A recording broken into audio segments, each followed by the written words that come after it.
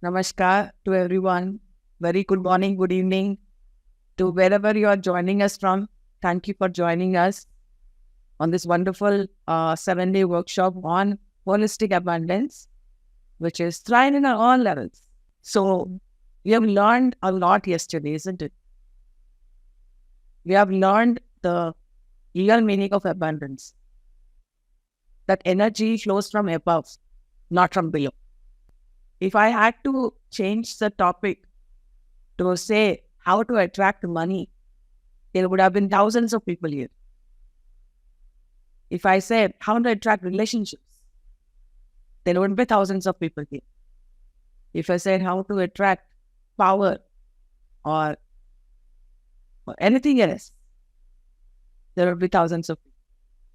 But we are not talking about that. We are not talking about temporary abundance. We are not talking just about this lifetime. We are talking about holistic abundance, which will spread throughout your lifetimes. Your soul will be rich. And we are talking about soul's richness. So that is what holistic abundance is all about, my dear friends. I would like to ask everyone to get your notepads, your pens and everything to settle down and start, doing this. And I really hope, as Manusha said, you have done your homework, you have worked on yourself, and, you really have gone through yourself, analyzed yourself, studied yourself, assessed yourself as to where you are, what you are doing, who you are, which level are you at right now, and what you have to do. So I'm sure and I hope that you have worked on yourself with the work that we have given yesterday. And in such a way, that is how, we develop ourselves. So, my dear friends, going ahead with today's program, and we have very, very exciting subject to learn about. So, without any further delay, I'd like to start presentation. So, my dear friends, as we have already said, this particular subject has been excerpted from a book called Spring of Prosperity, written by Torkham Seretarian. If you do not know Torkham Seretarian, please go to tsgfoundation.org to find out all about him. He is a greatest master, grandmaster, who has written over and above 160 to 170 books. And you have to read all his books to get a hunch about what he is all about. So he's a great master, and this is what he has given to all of us. So as we have already understood, there are three kinds of richness: collectors, doers, and beers. So we have analyzed as to what we are right now and where we need to be. So he emphasizes, Torkham Seretarian emphasizes more on beingness rather than having or doing. So this is what we need to focus on being. Not just Torkham Seretarian, any great master focuses on the word called being rather than having or doing. If you're just being yourself, the having and doing is very effortless. You don't have to, really strive hard to have or to do something. Even Patriji was just being that person, being that amazing person that he is, that enlightenment, that friendship. He just is. That's it. He doesn't do something. He just doesn't have something. He just is. So that is what we need to achieve, that beingness part of it. Any great master, if you have seen, if you have experienced, if you have known, they are in beingness. And that is what we need to strive towards. So we have learned how to increase our prosperity, and we have, learned 3 points from here yesterday. The first one was meditation, affirmation, and visualization.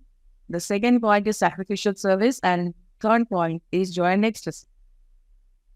So, as we all know, that meditation puts us, in that essence, puts us in our true essence.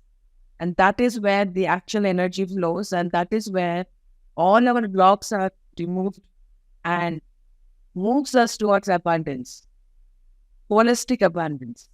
See, when we strive for, when we try to attract money or power or anything other than that, so we are just limited to that, and we do not go for the eternity part of it. Fine, we get money, we get the relationships, we get everything that we ever wanted fulfilled. We work on that, very good. Okay, we die, and nothing comes with us, and we take another incarnation again. Then we have to again start from scratch. We need to again have someone tell us to attract the money, to attract relationships, to attract your career. You have to again start from scratch. And again, that's again for limited for that life. Why do we have to repeat this cycle in every life? Why can't we, be abundant? Why can't we die abundant? Why can't we be born abundant? So that is what meditation does to us. And it really, it says that meditation is a transmutation process into our true self. That is where we need to tap into our true selves. And let me tell you, my dear friends, there are no shortcuts to, get into your true self. You have to work hard. You have to do your inner labor. You have to, climb that mountain of your inner self and then get to the summit. And that is when you will be introduced to your true self. And we have learned about affirmations and how they help us. So in affirmation, one exercises his divine rights to create and bring the vision into manifestation. And we have discussed what is manifestation. Manifestation is nothing but the result of what you do, the result of what you put your efforts into. When it happens, when what you want happens, that is called as manifestation. It's the result of your efforts on all levels. You put in your efforts on all levels, and that is when it happens, it is called manifestation. As simple as that. So we have done affirmations yesterday, and I would like to start you with telling it loud and clear again, saying, I am abundant. I am beautiful. I am joyful. I am rich inside and outside. How does that feel? I am rich. My soul is rich. So that is the power of affirmation. Say this out and loud and clear to yourself. So that is how we attract. And when it happens, that is what is manifestation, isn't it, Mani? And then the power of visualization. Do not ever underestimate the power of visualization. This is an exercise. This is not meditation. This is an exercise. So visualization is an exercise where, it's a process to build a path towards the future. And it is the act of visualization that the future is translated into the terms of the present need. And I'm sure whoever has read the book called The Secret will know what visualization is. You are already rich. Experience yourself as already being rich in every level, on every level. That is what visualization is all about. And then we discuss the second technique, which is called as sacrificial service. Nature exchanges everything. It doesn't give or take. It's given to you, but you have to give something in return, isn't it? You have to sacrifice something in return. And what is it? Through doing sacrificial service. So our sacrificial service is the best way to exchange abundance with nature. So what you do, what you speak, what you think, what does it have to carry? The fire of beauty, goodness, and truth. Everything that you do, speak, and think should be beautiful, should be good, and should be truthful. And that is when you will enter the fire of sacrificial service. Easier said than done, isn't it? So how we practice it is something that we all need to work upon ourselves. And the third one, as we have already discussed yesterday, is called joy and ecstasy. And it puts us in contact with abundance. See, when we believe that we are rich, are we ever depressed? Are we ever low? Or are we ever in a sad state? No, we are always joyful. So if, Manusha gives me what I need, even then I'm joyful. If Manusha doesn't give me what I need, then also I'm joyful. How would that be? If I'm getting what I want, is that the only way that I'm going to be joyful? If I'm not getting what I want, that doesn't steal my joy away, isn't it? How beautiful would that situation be where your inner state is unaffected by external circumstances? Your joy doesn't depend on external circumstances. How beautiful would that be? So, and joy, as we have already understood, it uplifts your understanding. You really, really, really understand what's going on inside you and what is happening as a reflection of yourself outside of you. We all read and, this saying that, whatever is happening outside is a reflection of what is happening inside you. But do we really practice? Do we really, really, really, really, really, really, really, really practice it? Do we really understand it? And do we really accept it? No, we do not. We complain. We blame. We crib. We cry. We have pain. We are in pain. We are in suffering because, we know, but it's not in my, I didn't chew it. I didn't taste it. I didn't gulp it. I didn't make it my flesh and blood and bones. So I'm not living it.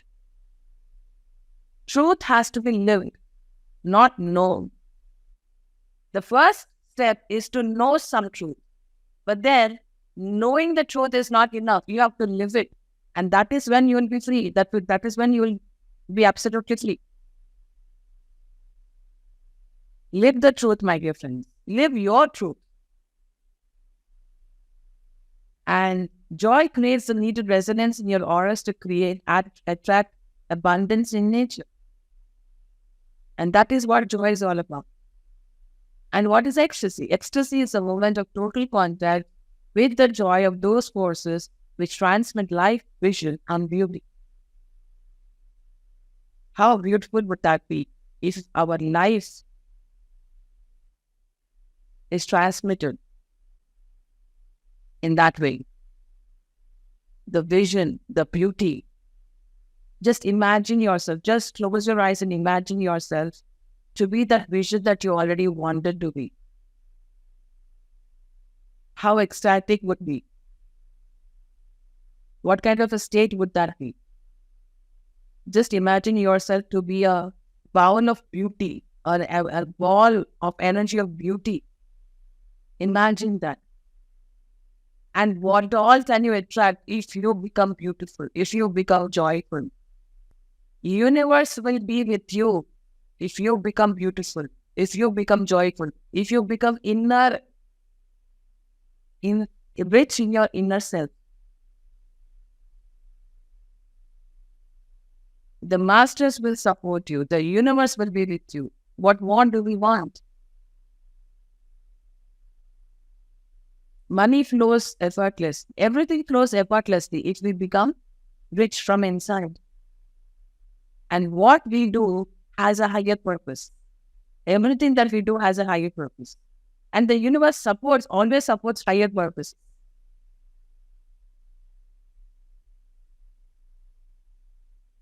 If I have to say that, okay, I become rich in my inside.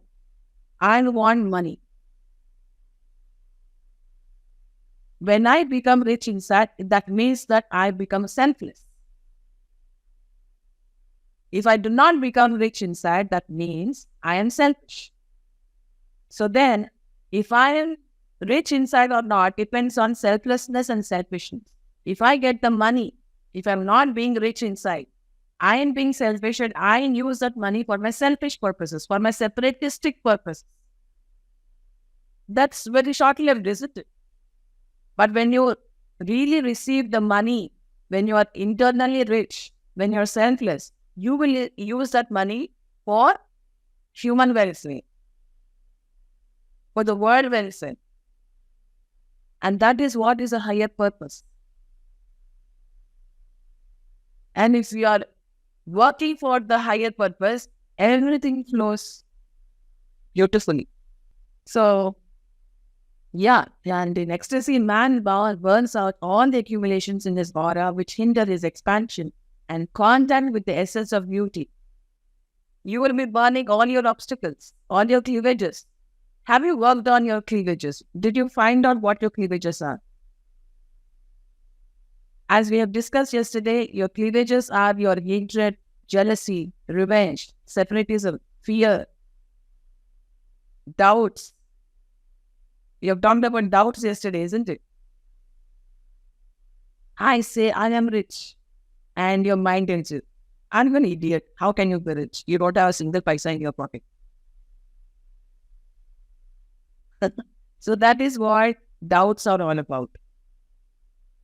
So this is the third step, third technique, as we say, to bring prosperity in our lives. And let us continue with the rest of the class for today. The fourth point is actualization of virtues, my dear friends. Actualization of virtues is a daily effort to live by the standard contacted in your meditation and joy. That is so beautiful. When you sit in meditation, oh my God, that is blissful. That is so beautiful. You are in contact with the masters, the Buddha comes, the Jesus comes, the Krishna comes, so many other masters come to you. What kind of a state are you in? What do you promise to yourself? What kind of a consciousness that you carry during your meditation? And that is what you need to actualize even when you come out of meditation. That is called as actualization of virtue. So it is very easy to be holy and beautiful in your meditation. That is very easy because nobody knows about it. You're doing it in your meditation. You are being in oneness. You are being one with the universe. And it is so beautiful. But what happens once you open your eyes? Does it all go poof? Or does it stay like that? Are you still in your soul consciousness? Are you still in that meditative consciousness? Are you? Because it needs hard work and determination to be holy and beautiful in the jungles of daily duties and responsibilities. The real challenge is when you open your eyes. What are you when you open your eyes? When you're into your daily chores and responsibilities, what are you then? That is your real test. See, meditation is your studying. Meditation is your, let's say, your school.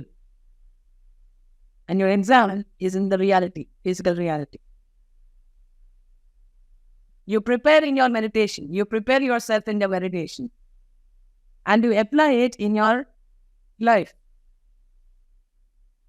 in your practical life.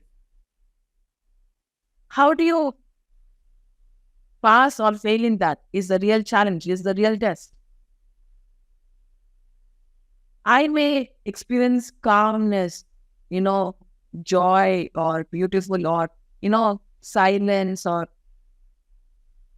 something like that in blissful state in meditation. When we come out of meditation, we start being irritated.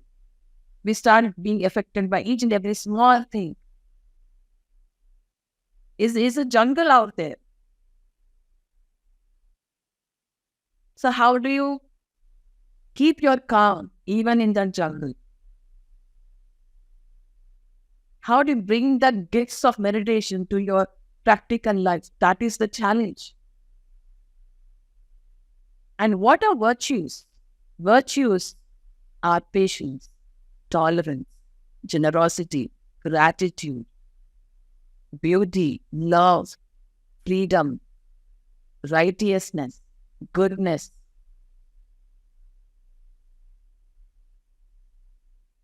truth. These are all virtues, my dear friends. And that is what we need to actualize in our lives after we open our eyes as well. We cultivate virtues in our meditation. We need to actualize it after we open our eyes. How do I know that Swanalita madam can cook very well? How? She may say that, oh, I am a very, very great cook. How do I know that she's a great cook? Unless she cooks something and I taste it, then only I will know that she's a great cook, isn't? So what you cultivate in meditation, you need to actualize it in your real life. That is what meditation is all about. That is what meditation does to you. And unless we actualize these virtues, they cannot be operative in the higher realms. And what does it need? Actualization of virtues needs watchfulness, concentration, and patience. Not watchfulness or concentration on others, but watchfulness and concentration on yourself. You observe yourself. You watch yourself. How are you talking, thinking, doing things? So, unless we actualize the virtues, my dear friends, they cannot be operative in higher realms. And actualization of virtues brings those energies into our life, which are absolutely necessary to create and enjoy abundance. This is a challenge for all of us, my dear friends, for every one of us. Actualization of virtues. Please underline this, saying that which are absolutely necessary to create and enjoy abundance. What is actually necessary? What is absolutely necessary? Actualization of virtues, my dear friends. What we experience in meditation, are we actualizing it in our life? That is the challenge.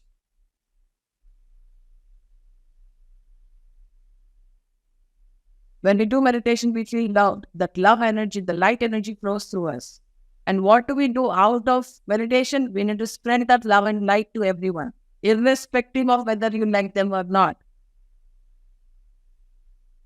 Irrespective of whether you know them or not. You're irrespective of anything. Love and light is the quality of a sun, and you need to be the sun. Irrespective of who that is, you need to shine on everyone. That is what is actualization of virtue is all about. And it's not easy. I'm not saying it is easy, but you want abundance, isn't it?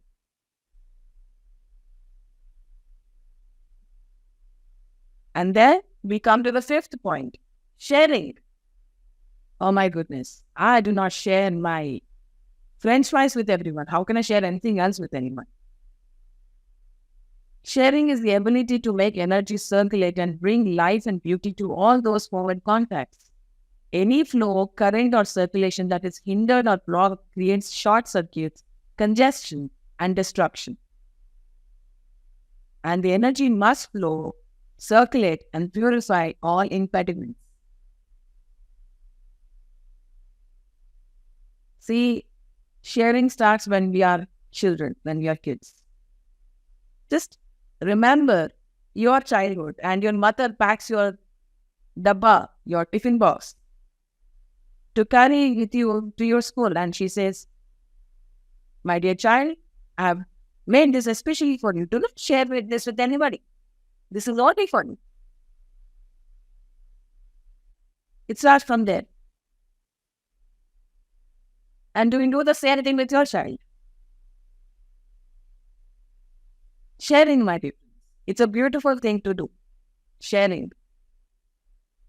So it is as we have already read over here, this to make the energy circulate and bring life and beauty to all those human contacts.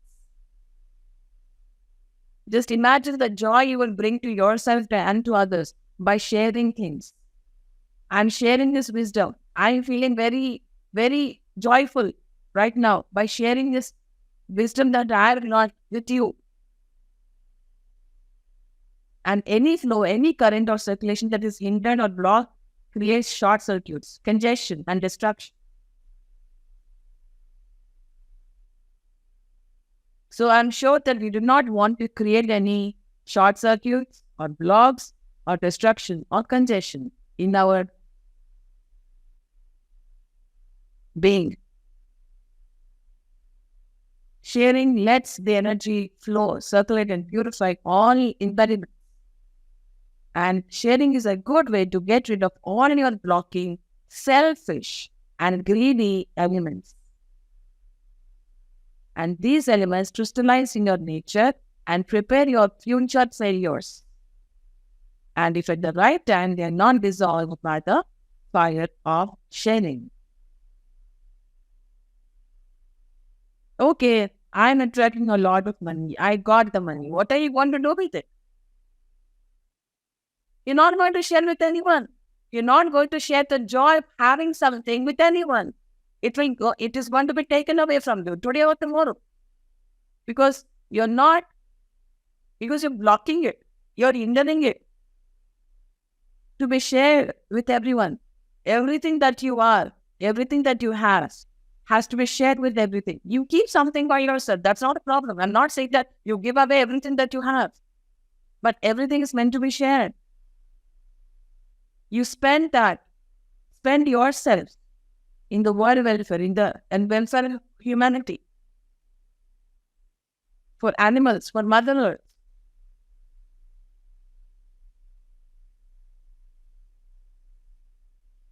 So that will save you from future failures, my dear friends.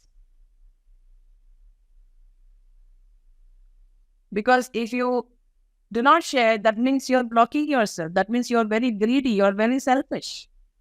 That you want to keep everything with you, I do not want to share. It's a very difficult thing to do. Nothing is easy, my dear friends. Nothing in life is easy, isn't it?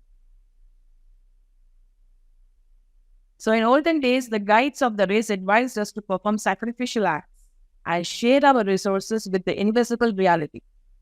And this we learn from the ancient Vedas and the Upanishads as well.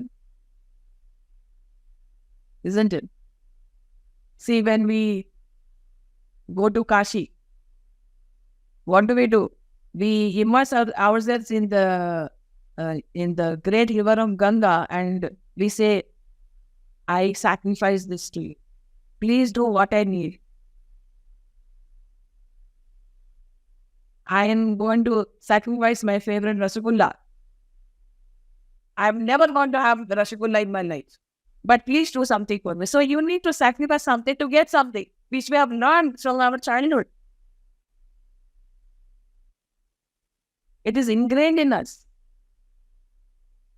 So we share our resources with the invisible reality. And sacrificial acts were ways to share one's abundance with nature and with all visible and invisible beings, my dear friends. That is what sharing all about. You sacrifice something, you get something, and that is what you need to share with everyone. With yourself, with everyone around you, and with the invisible masters as well, with visible and invisible beings. And what does sharing do? Sharing loosens and cleanses all crystallizations on the path of the divine flow of abundance. Learn to share, my dear. Learn to share. Start sharing. Share your heart with everyone. Share yourselves with everyone. Share. Is that so difficult? For some people it is, but it is inevitable. I say this in every class or session that I say that do not postpone. There is no urgency, but do not postpone. So sacrificial acts and sharing goes together. I hope everyone has understood the importance of sharing and in the importance of sacrificing something to get some. Learn to share, my dear friends. And let's come to the sixth point, which is the technique of expansion of the field of our knowledge. Right now, you're knowing something new. You're expanding your knowledge right now. So knowledge is awareness of the laws of the economy of nature. Economy of nature, my dear friends. And as we increase our knowledge, we fuse with the divine mind to a greater degree. Knowledge is all about your mind, my dear friends. Your mind. You are expanding the consciousness of your mind. And we begin to function within the causal side of nature more than with the phenomenal part of nature. Cause. And knowledge enables us to cooperate with the laws of nature and be a better part of nature. Are you a better part of nature? Are you contributing something to the nature? How are you doing? It is very important that knowledge of nature not be used to destroy nature. I want to build a building. And so I cut off all the trees. You know something, but you should not work against your own better knowing, isn't it? And that Patriji said that is a sin. Do not do anything which is against your better knowing, but against your better knowledge. And the knowledge that is used to pollute and poison nature is the way only to make the life of the planet end itself with all the luxuries that such a knowledge gives us. And there's a saying which says, if you take care of your plants, you will have good fruits. How are you taking care of nature? Your inner nature, human nature, and the Mother Earth itself. How are you contributing towards it? Are you polluting or are you cleaning it? Are you adding to that pollution? Or you're saying, I'm done with the pollution and now I need to purify myself. And how you are accumulating that knowledge so that you can purify yourself. You can contribute to the betterment of nature. How? What does your knowledge say? And do you really go along with your knowledge or against your knowledge, against your better knowledge? I know that pollution is bad, but are we polluting it? I know that selfishness is not good, but am I being selfish? You know, but what are you doing with that knowledge?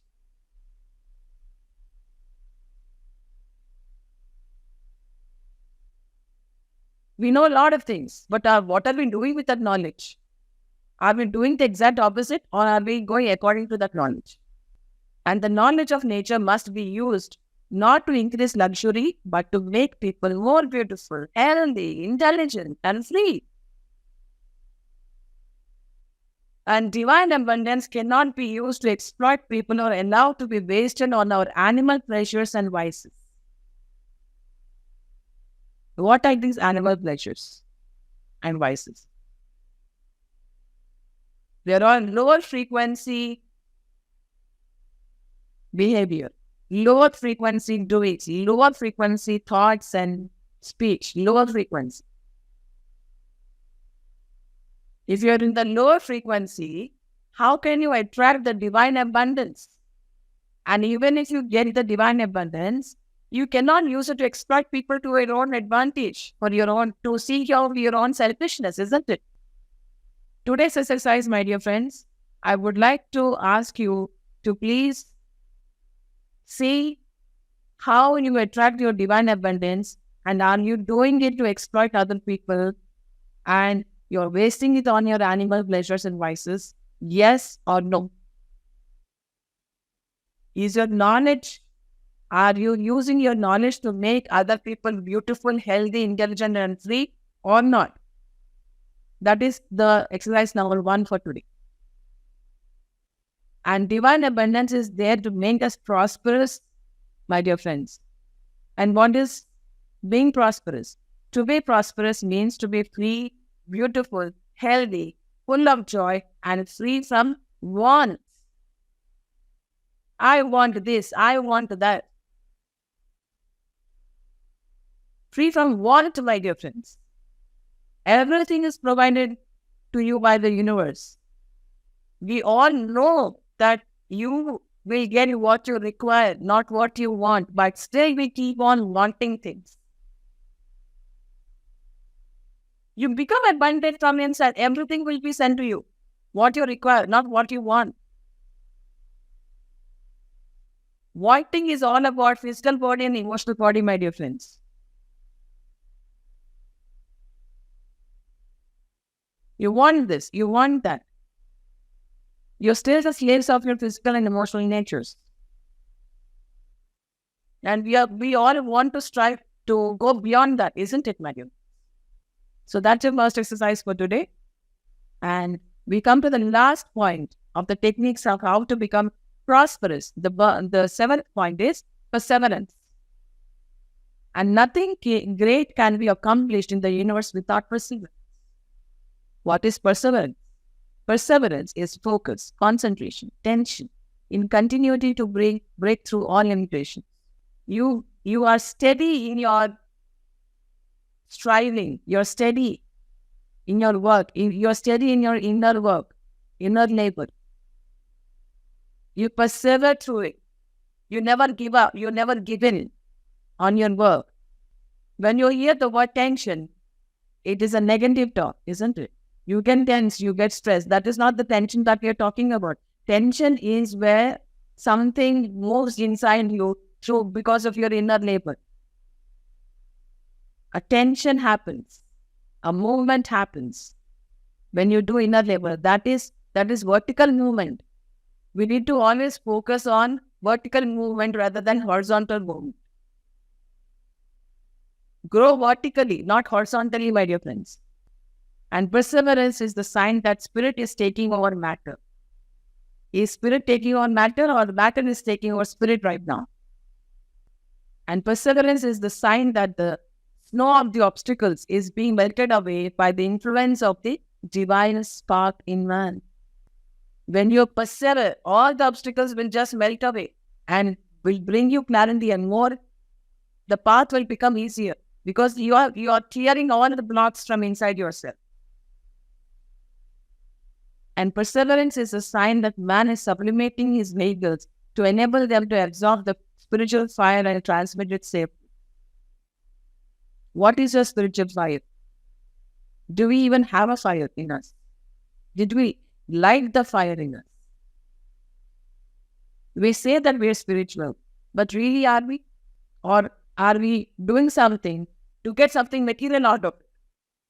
Are we in spirituality to achieve spiritual heights? Or are we in spirituality to achieve materialistic things? Where is the confusion? Are we materialistic or spiritual? Second exercise. Are you materialistic or spiritual? What are you striving for? What do you want to achieve? What is your vision? What is your goal? That is the second exercise. What do you want to be? And are you trying to be that? Are you being that person? My dear friends. And it is through perseverance that the willpower is eventually brought into action and the bodies of the vehicles of the spirit of man are trained, disciplined, and transformed. And it is through perseverance that the flow of impressions from higher realms is continuous. Your perseverance makes sure that everything that is flowing from the higher worlds is continuous. There is no interruption in that. You keep working, it keeps coming. You keep working, it keeps coming. You stop working, it won't come at all. So it has to be, we have to persevere through it all.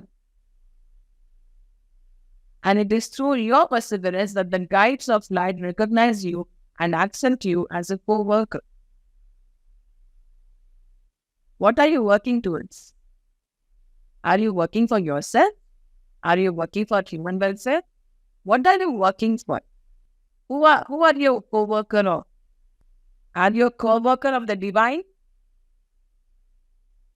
Or are you a co-worker in something else? Who are you working with? Who are you working against? Be very, very mindful of what you're working towards. Where are your words, actions, thoughts leading you? What are you working towards? Is what we need to understand. And perseverance makes the abundance of the universe flow through you. And one of the greatest laws about which so little written is the law of continuity. Law of continuity, my dear friends. You never give up. You never give in. And perseverance is an effort to cooperate with the law of continuity.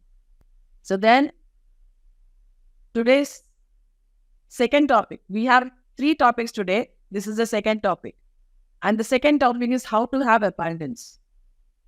We want to have abundance and prosperity. 3 conditions must exist. First is the need. Well, there is the love. Then is the magnetic power. 3 things: need, love, and magnetic power. These are the 3 conditions you need. Conditions that must exist for prosperity to flow, for abundance. The first condition is the need, and nature provides for the need except if it is rejected in some way or another. And Christ referred to this when he said, do not worry or say, what will we eat or what will we drink or what will be clothed with? For worldly people to seek after all these things. Your Father in heaven, which is God in this case, your Father in heaven knows that all of these things are also necessary for you. But seek first the kingdom of God and his righteousness, and all these things shall be added to you. Seek first the kingdom of God and his righteousness, and all these things will be added to you. And as we grow, we display other needs, emotional, mental, and spiritual needs. And great tensions, great crises, and great questions create greater needs. I would like to ask you to please note this down, saying, great tensions, great crises, and great questions create greater needs. What are your needs right now? Write it down. What are your needs? Is it what will we eat, what will we drink, or what will we be clothed with? Or something more than that? What are your needs? What do you think you need?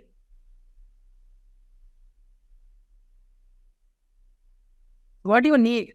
Do you really know what you need? Or do you think that you know what you need?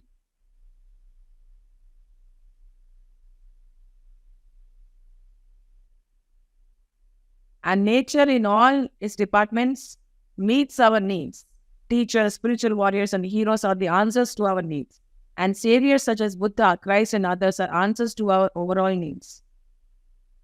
Our needs can be various, and the answers are subtle and various. And impressions and thoughts come to you if you really need them.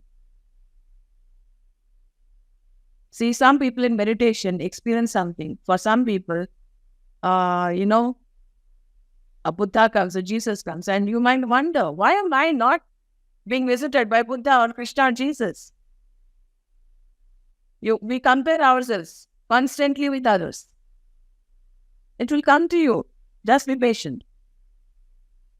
Everything will happen in its own right time. When you're ready. You're not ready for something and you still expect some things to happen to you. It is not going to happen that way. And people need you to help your need. And your soul extends its hand when you're really in need. And sometimes your need is answered by taking away things you have and by making you those things to which you're attached. What are you attached to? Am I taking it away or not? For example, you can be attached to your ego. I can blast your ego. I can take it away. But you will hate me in that process. You will not like me in that process. If I hurt your ego, if I take away your ego, you will not like me. But that's okay. I can live with that.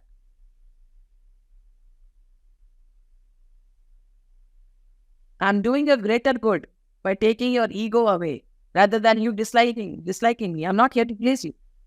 So what is that help that you really seeking or you're extending towards others?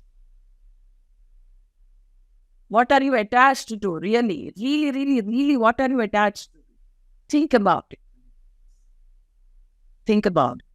Let me repeat the sentence. Sometimes your need is answered by taking away things you have and by making you those things to which you are attached.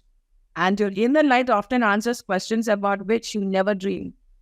Sometimes you answer your own questions in trying to answer the questions of others. Did it ever happen to you? Oh my God, I didn't even know that. How did it come out of me? Where did it come from? Sometimes the advice that you give to others is what actually you need to apply for yourself.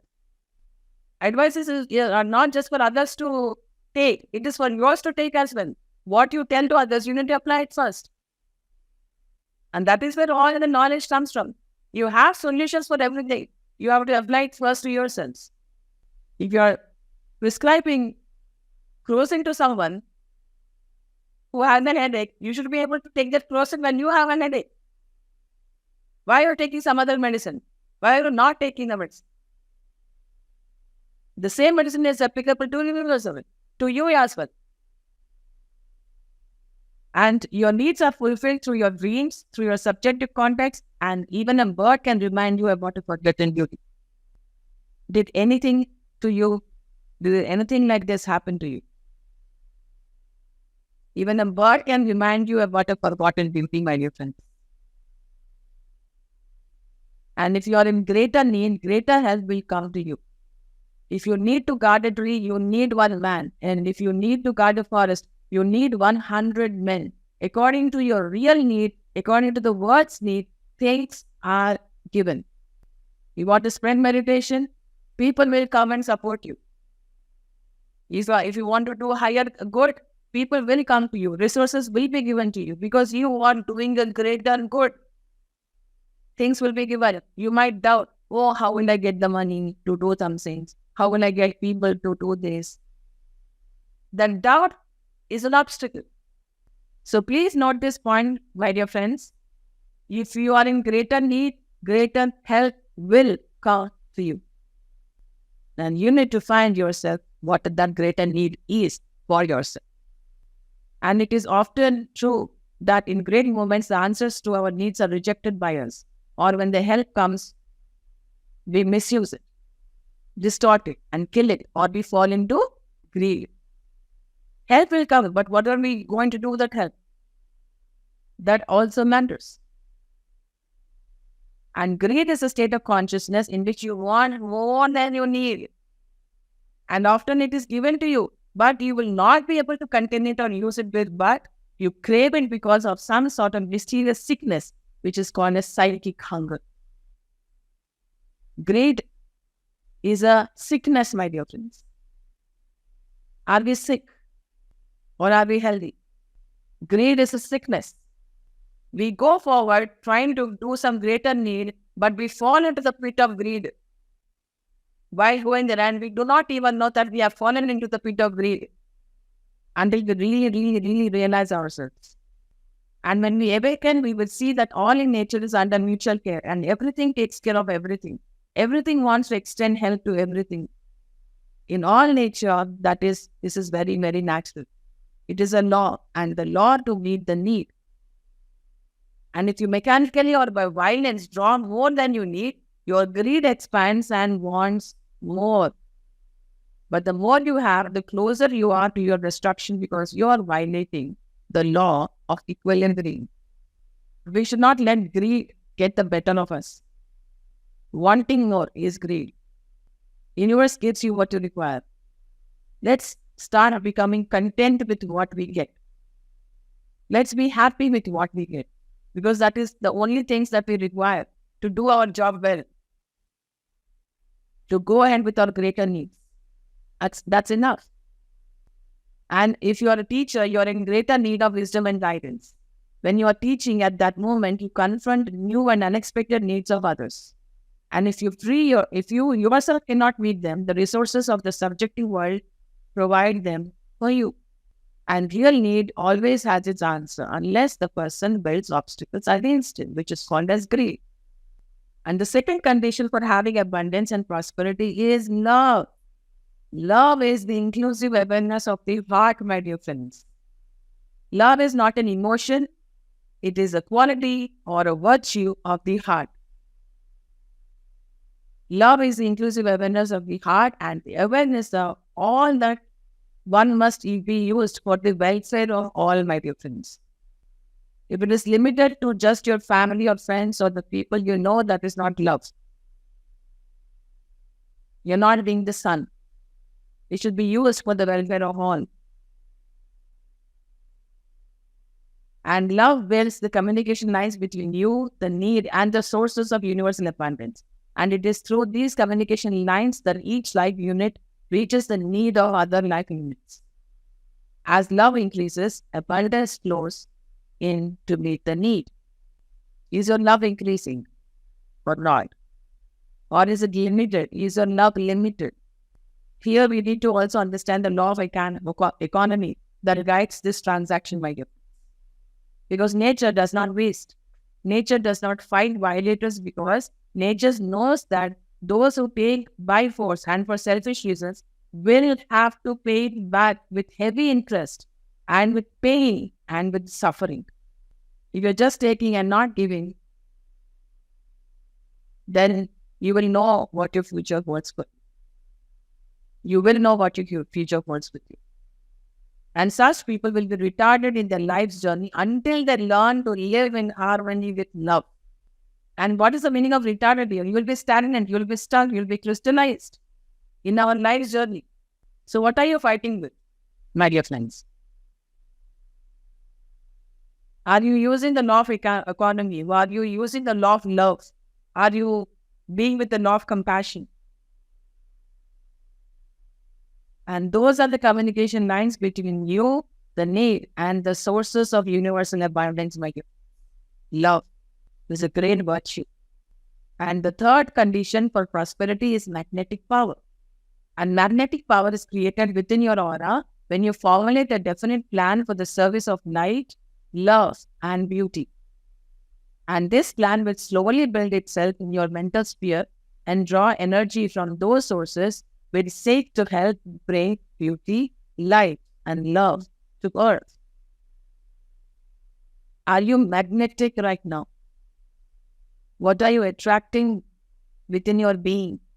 Are you being the person who is going to do service for light, love, and beauty? Or what are you attracting? What are you being the magnet for? We all know the law of attraction, isn't it? And that is what here lies. It's the magnetic power. What are you attracting? What are you a magnet for? What is your magnetic power? And this plan will slowly build itself in your mental sphere and draw energy from those sources who seek to help bring beauty, light, and love to earth. Not just for your family members, not just for your friends, not just for you, the people you know, but to everyone on earth.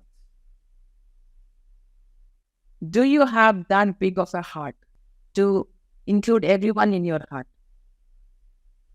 And every plan that serves the manifestation of the beauty of subjective harmony attracts energy from those forces who are agents of creative activity in cosmos. And every plan that is in resonance with the highest good for humanity will draw energy from the souls of men. Example, Patriji. Patriji has great magnetic power. He has great love for everyone. He never discriminates anyone from anyone. He is full of light and love and beauty. Did we all come together with him for his vision?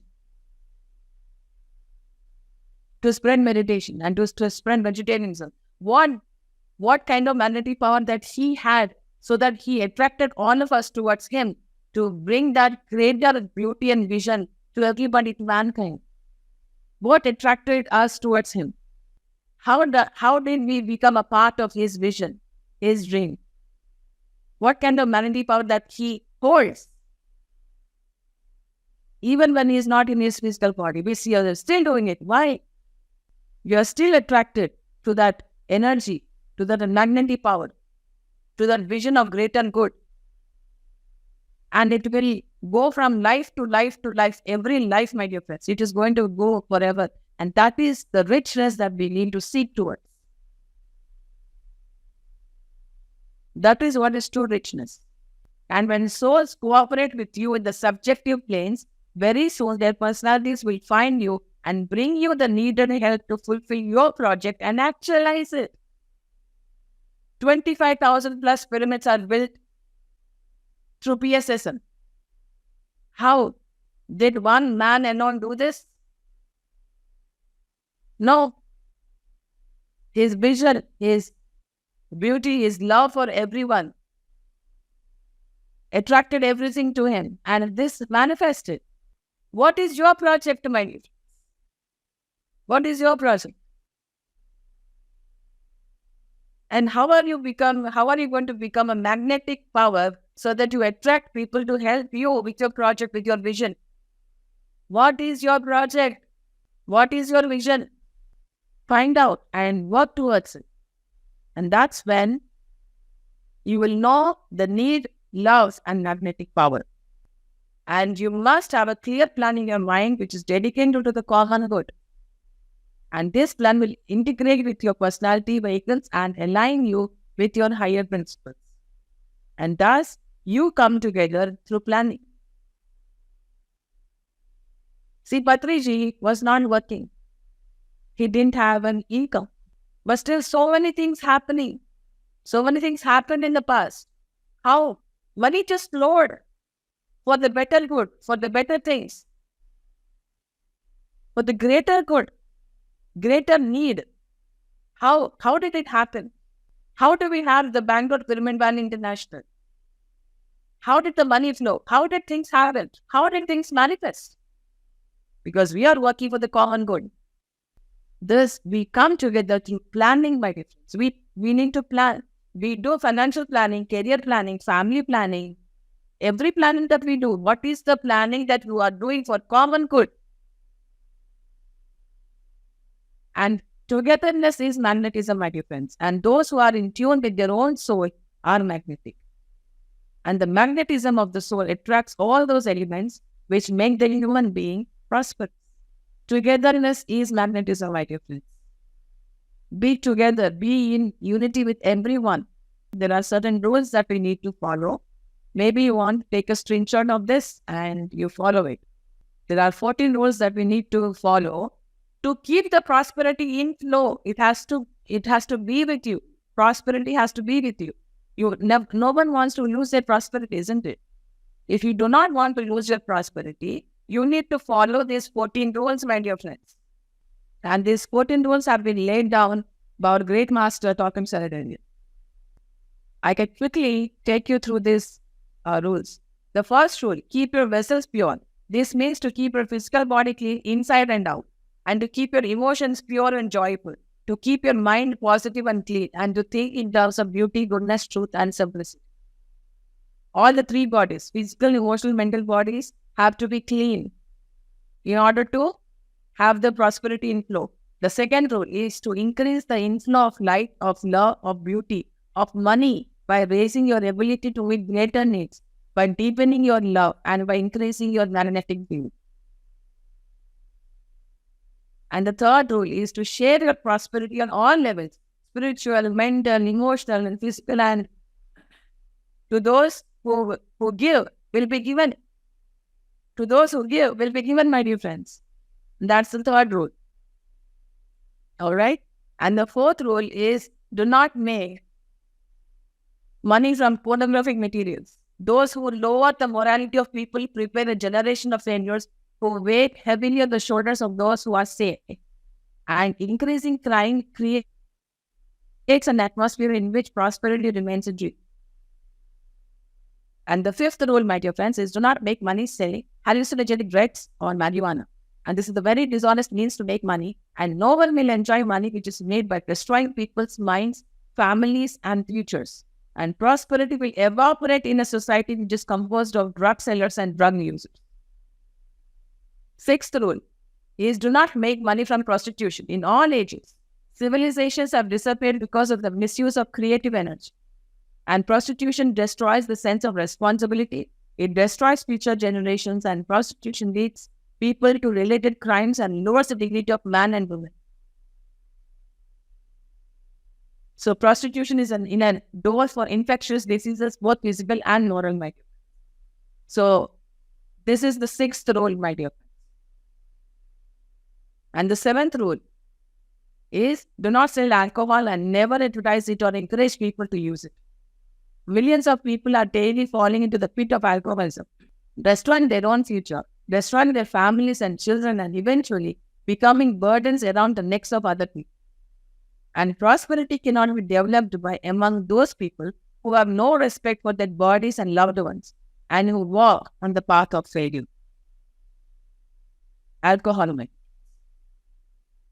The eighth rule, do not encourage the use of tobacco and do not smoke or sell it. Smoking tobacco sometimes is considered a harmless pleasure. It is not harmless. It is an act of polluting yourself and others. Tobacco not only harms the mechanism of your body, but also lowers your striving towards perfection. And you cannot be prosperous by hurting people or hurting yourself. Listen. And what is prosperity? Prosperity is purity, health, energy, control, and mastery. Ninth rule, do not make money gambling. Gambled money always has two emanations attached to it. One is the emanation of the loser, and the other is the emanation of the winner.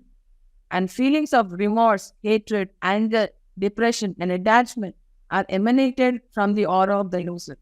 And this emanation attaches itself to the money for a long time, and it increases every time a new similar emanation is added to it. Everything has energy. Every object has energy. And the emanation of the winner is greed. Greed is like a bug which sucks your blood and poisons you.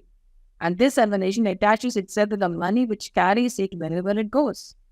And when such money is in your pocket, your aura will have a hard time reconciling with it because it will continuously infect it.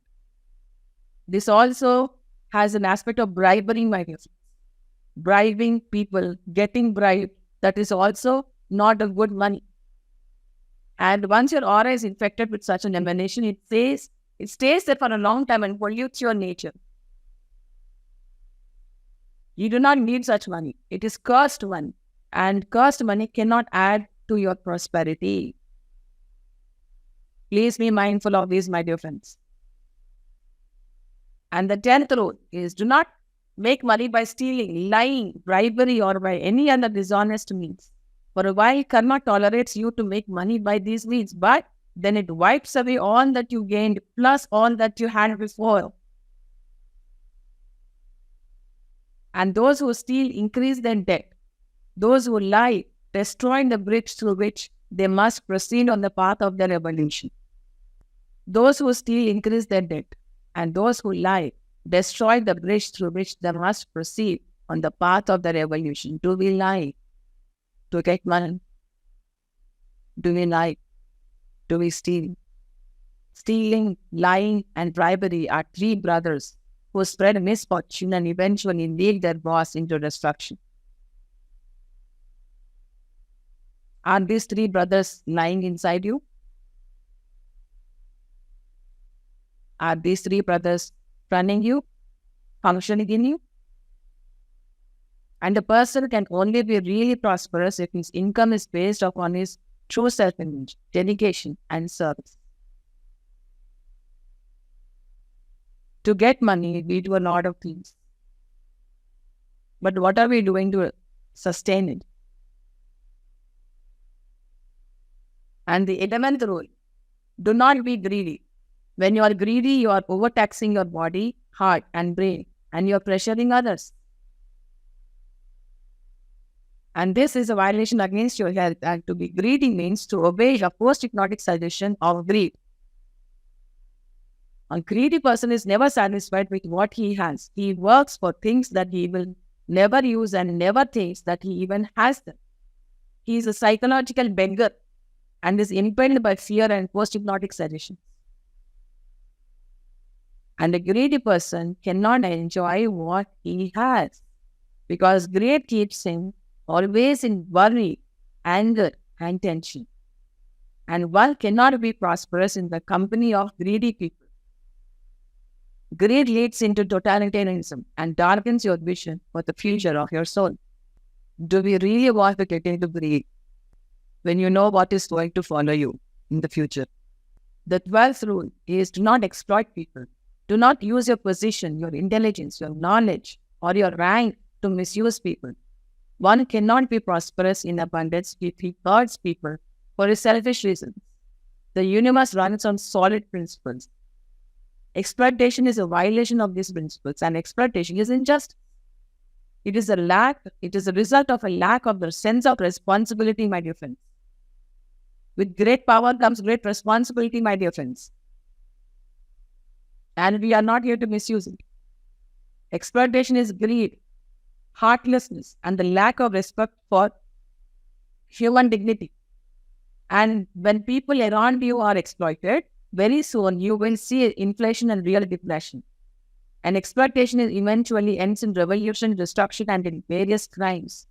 And justice never exploits people.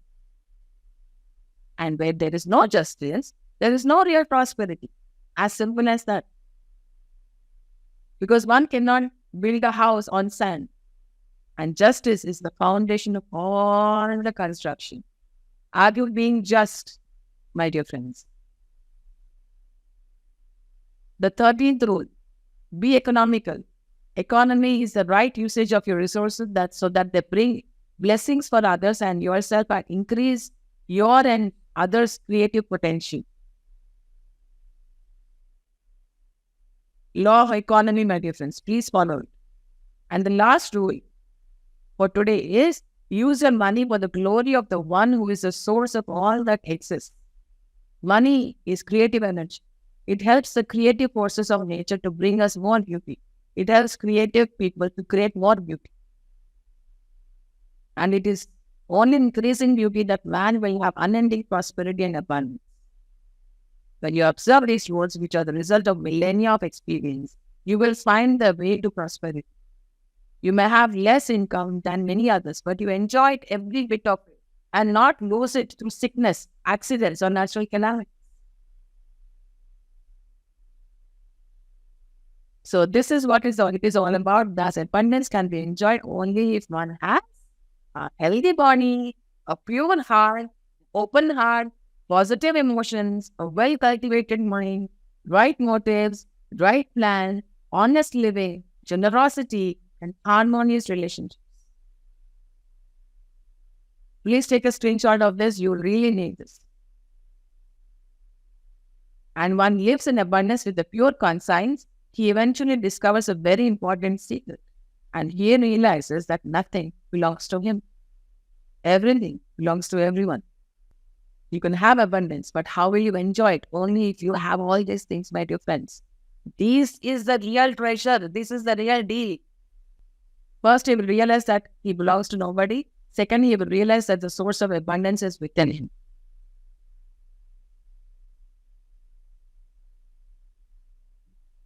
So these are the two things that we will realize at the end of this session. We are at the last slide of this presentation. So everything is given to us for the right distribution and usage. The first thing that we'll realize that we belong to nobody. And it is after such a realization that the fever of ownership or to own things will reveal itself with all its tragedy and comedy.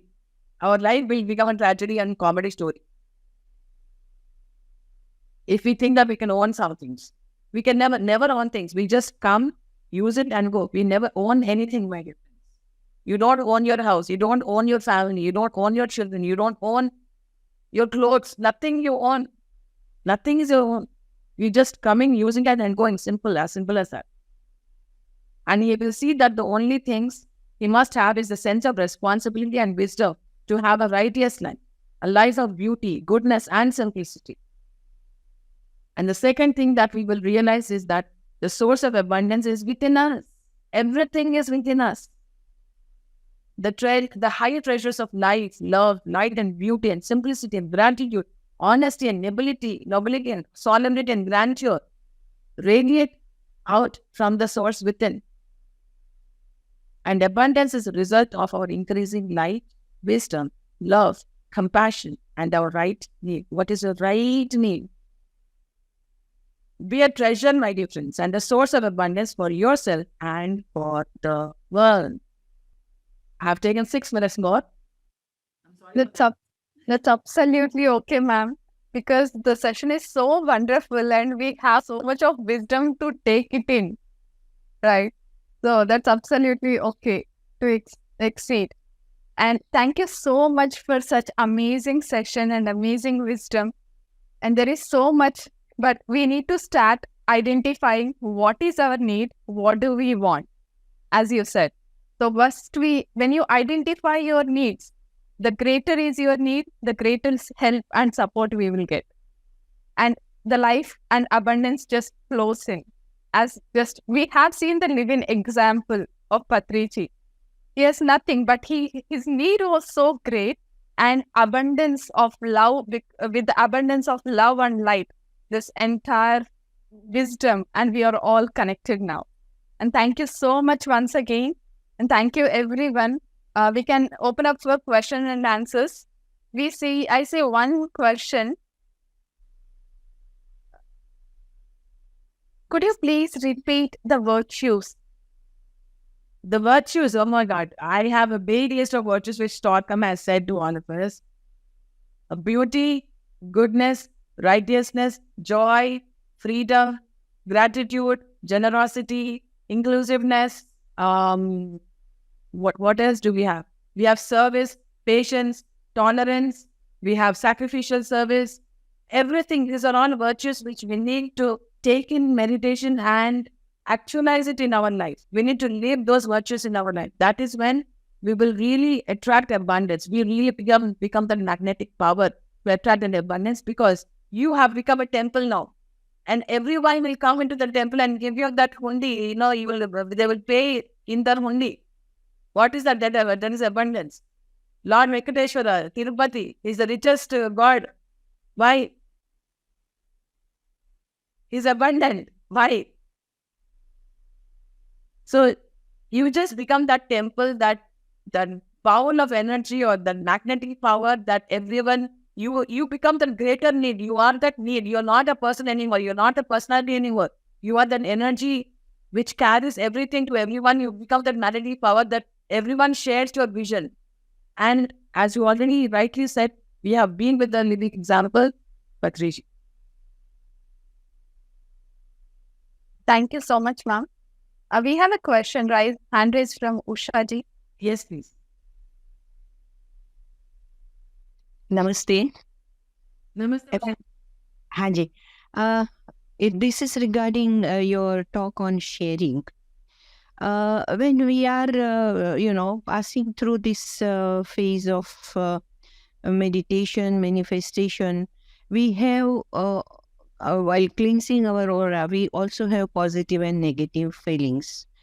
When we say that we need to share, is it only the resources and positive feelings, or is it also the negative feelings which we can share? Won't it become gossip?